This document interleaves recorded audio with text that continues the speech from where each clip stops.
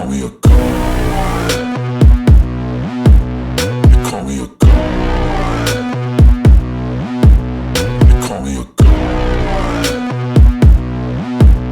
They call me a god. Let's go! I'm about to go off like a weapon. Fuel to the top, got a filled up engine. In my thoughts, obsession, I will not stop, no, I'm never second guessing.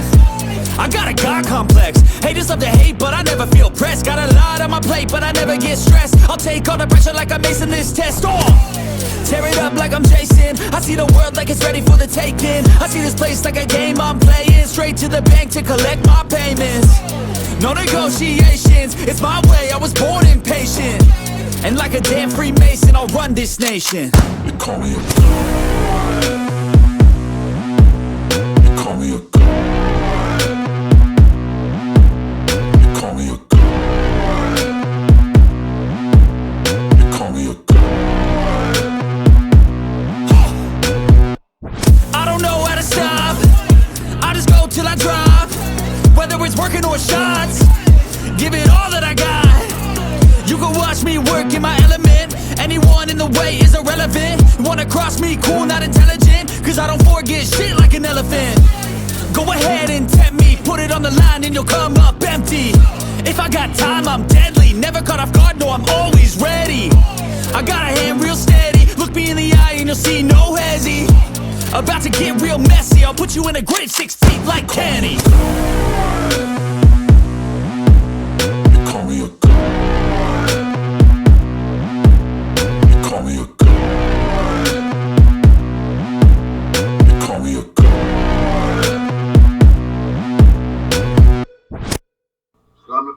Salam alaikum. What happened? Yeah, she at work. She I guess she might be busy. She gotta be busy. Yeah. Yeah. All right. Yeah, I'm gonna send her a little thing, a little message here today. I hope she ain't gave up on you, cause I got a intuition that she is a good sister. Yeah, no, she ain't gave up. No. She a manager at Walgreens. She be busy. Sometimes she busy. She pick up. Like yesterday, I talked to her about a good hour, I think. Yeah. While she was at work. I want you to get it so you can teach her, because I need a sister captain. I need a young sister to be a captain, so these older sisters can't reach these younger sisters. These younger sisters to reach young sisters. You know? She telling me, she make a good MGT I captain. was on the phone with some dude texting me. I'm tapping him. He be doing some crazy ass shit. He texted me one day. I'm gonna pull up and text me. He said, but I ain't talked to her since 6 months ago. That's the last time I talked to him. When I went over their house, she went over their house. I was talking to her then. She went over their house and he came out there with his shirt off and said Indian, said a grown man sitting Indian style with no shirt on, with some liberty ass y'all talking to herself. Yeah, I mean, I didn't know what the damn do. Yeah, I mean, she young girl, but she trying to grow out of that. She maturing. She looking for a real man. That's why it's important. Don't let me interrupt you, but that's why it's important for you to keep your ass free, because I mean, those females still need male companionship. You know what I'm saying? They'll deal with a sorry ass man if they have to. She said he had his shit together, but she had his shit together. Like he had his shit together mentally. Yeah. He had his shit together. That shit, that was crazy. I was tired of him. Yeah. But anyway, I know this kind of get a little boring to you here, but it's still getting you. I notice every time I talk to you, you be a little bit more reachable. Yeah, I mean it's getting interesting. It's getting more interesting. I ain't gonna say interesting, but it's getting more interesting. Okay. Yeah, and like I like still like really like the black man and stuff that learns stuff. I never really paid attention to signs, but now it's grabbing my attention. Okay. Okay, so this is important that you understand this statement here. There's no man that dies and goes back to the earth, then returns again. I'm going to repeat that. You're going to run into a lot of Sunni, cause I don't know what Sunni. I mean, I know the Arabic. I don't like that. I don't like that Arabic word Sunni. I know what the English word Sunni means. I mean, you know, well, when I get a dog, they ask me, is it a Sunni or a thoroughbred? Oh. So which one? You got a pit bull? You want a Sunni or a thoroughbred? Right. What is a Sunni? If you bought me a pit bull, but I say, nigga, that ain't no thoroughbred, that's a Sunni. What am I saying? Submit. I'm mutt. You're right. Okay. No disrespect to my my Orthodox brothers. This because I say many of the Orthodox brothers are good brothers. They're good brothers, but that Islam won't do. That Islam is like, I mean, we might as well, people might as well to go on and stick with Christianity then. I mean, Christianity, I've seen brothers in Christianity, at least they stopped doing foolishness. That's what's so embarrassing. You got brothers that's in Christianity that reform themselves. They stop drinking, they stop smoking, they stop cheating on the wives, they stop doing all that. Cause why? Cause that's the black man's nature. It don't make no difference. You get Buddhism, you supposed to be better, the best Buddhist it is. If you get, because what? Islam is your nature. Whatever, it shouldn't be hard. And now you gonna get Islam, and you still ain't gonna have no strength. Something wrong with that picture. You say, well, Jesus rose again. Yes, he's rising now. Elijah Bible said, the Christian gonna say, well, Jesus rose again. And Elijah said, yes, he's rising now. Talk about the black man. You the Jesus, you the one that's hung to the cross. You the one they crucified and hung on the cross. You the one hung on the cross. The cross represents Christianity. You the one that died and was taught Christianity. You the Jesus that's hanging on the cross.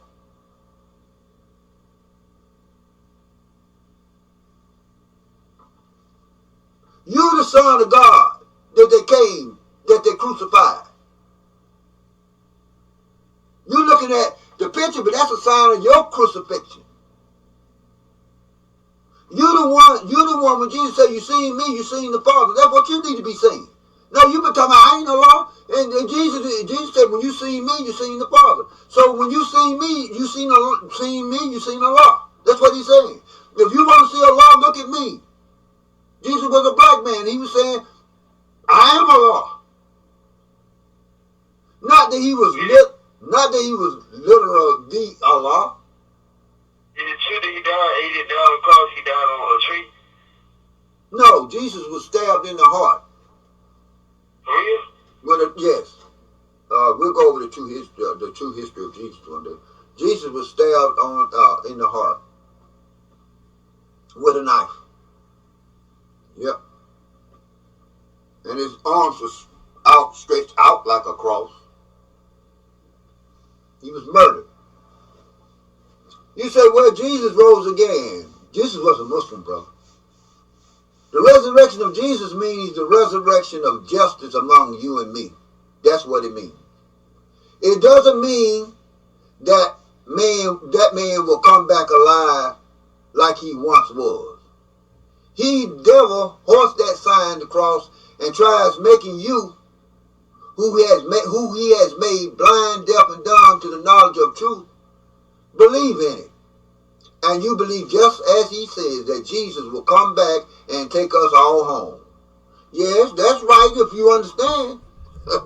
Justice will come and condemn the liar and his lie and take you back home again. What home? What home? It is justice that takes you back into the knowledge of yourself, and you can live in any part of the earth. Africa, Australia, or the Isles of the Pacific, which actually is being ruled out there now. Australia is ours too, and we are bound to have it pretty soon, all of it. Australia, we're going to have all of it. If I were among the Australian whites today on that continent, I would tell them the same. That pretty soon we will own it again like we once owned it. New Zealand and all of those other continents, islands, and islands out there in the Pacific belong to us. But we were not to take them before the time of the present rule of the white people. Their end has now come, as you will see. These islands are falling into the rule of the black people very, very, very soon. We, the little people in North America, called every name but the true names of ourselves, God will soon give you this whole entire earth, and he will begin here in North America. This is the country that he will take and send to its doom. The honor of it, pretty soon. This the first one, because he acted so brave and in mockery of God in his work. So he will make him his example for Europe. So he's going to take America down first. Europe selling far away off, as Revelation teaches you there of John in the Bible. And the people looked at the, what?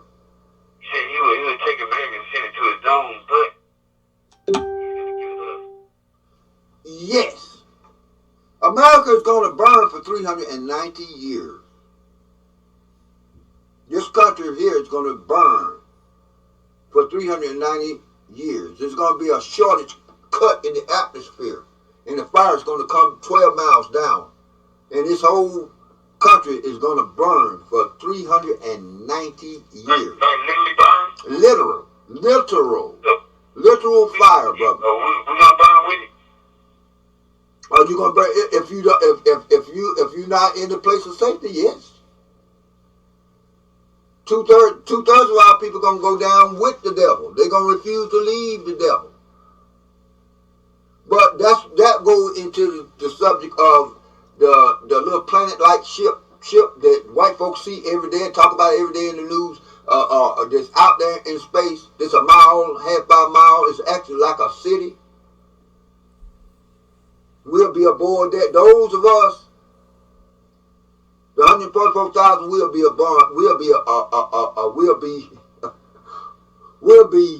upon it and taken out of this country to a place of safety. So it talks about it in the book of Revelations. Go ahead. You won't be the whole world, it'll be the country. No, the whole world is not going to. Why would Allah destroy the whole world? Yeah. He's just going to destroy that which is the whole world. Ain't nothing wrong with the world. It's the people that's ruling the world. Nothing wrong with the world. What's wrong with the world today is the white man. I'm just going to tell it like it is. Ain't no use me sugarcoating it. If you take the white man off the planet right now, well, let me give a caveat there. Because the majority of our people think just like the white man, we still have a problem. We got to take the white man out of our people's mind too, because you can get rid of the white man right now, and you have black people walking around here still thinking like the damn white man. So that's why our people have to be reformed.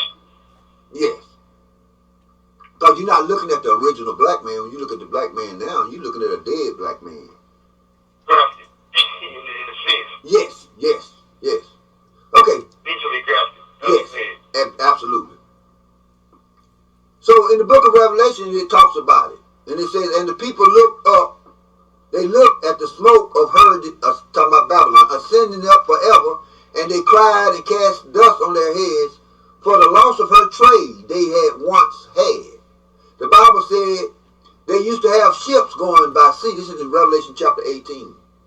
They used to have ships going by sea with ships loads of great valuable merchandise, even to men. They sold us as slaves. The book of Revelation tells you that Babylon, among her valuable merchandise, she traded in slaves. There's only one country in this world that got rich off the slave trade, and that's America. So when you read about Babylon in chapter 18, it's talking about America. The Babylon of the past did not get rich off the slave trade. They went to our homes and took us, brought us over here, and sold us between each other. This is the way our fathers were handled. Now God wants to deliver you and me and destroy them. He breaks their power to rule. He brings to a naught their trade between each other. He's doing that right now. The economy is shaking. Russia, he's turning white people against each other. Now you got Russia invading Ukraine and America trying not to get in it because they don't want World War III. But this is the first time that war is going to break out in Europe. White people fighting white people. It's the end of their world. It's like Russia, Ukraine, right? Russia and Ukraine, but the problem is that that's white people fighting white people. They really don't want that war, but it's a law that's causing that to happen. He turning white people against white people today. Never since you've been born have you seen a president of this country going over the earth to the nations of the earth, begging them to agree with him to live longer. He has everything the other nations have, but he knows the other nations have their weapons trained on him. And that he would not last long if he would train his mighty weapons upon the people that are now against him. They would tell you, we have it, but we're scared to use it because others have the same weapons. We got the nuclear bomb, but guess what? We got nuclear missiles, but hell, Korea got them. Iran got them. So that's the sign of the end of times, the end of their time, white people fight white people. Right.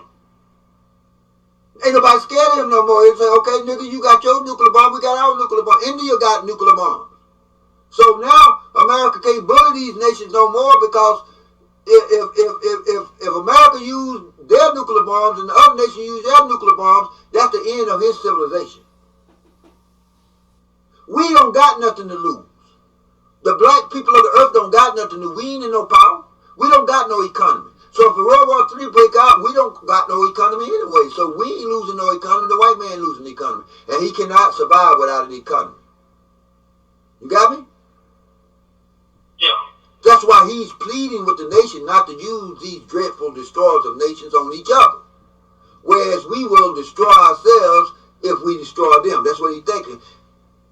We can, because they have that champion of war with them. The Mahdi. He's talking about us now. They know we have the Mahdi. We got Master Farad Muhammad. And he won't allow us to fight the black man in such a way to annihilate them from the earth. He told me and taught me about what they would do, our people. Those 7 angels, huh? Let me interrupt you again. Do you think there will be a time there will be no more white people on the table?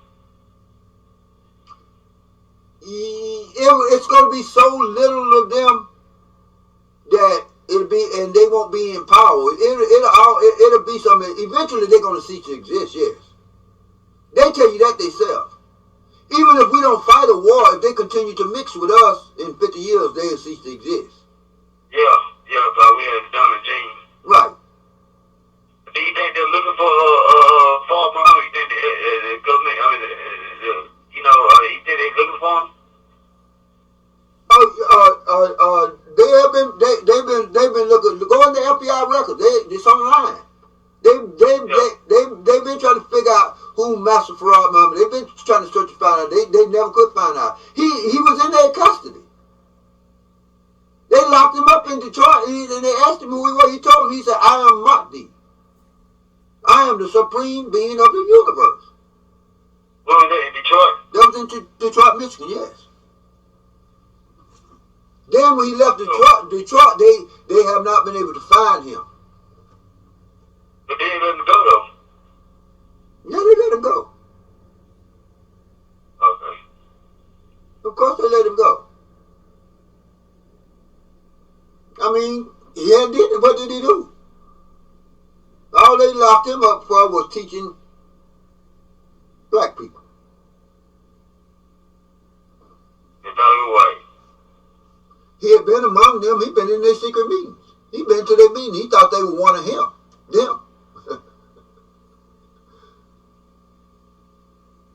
They are capable. Okay, let's get about these 7 angels. Those 7 angels that you read about in Revelation, what they will do when he starts. They are capable, remember I told you, they are capable of cutting a corridor in the air. They'll cut off the atmosphere between this country and other countries, confining all this destruction to this space here. In other words, when that fire come down, the fire is going to only destroy America. Going to become a lake of fire. The Holy Quran teaches you and me that we made the white man.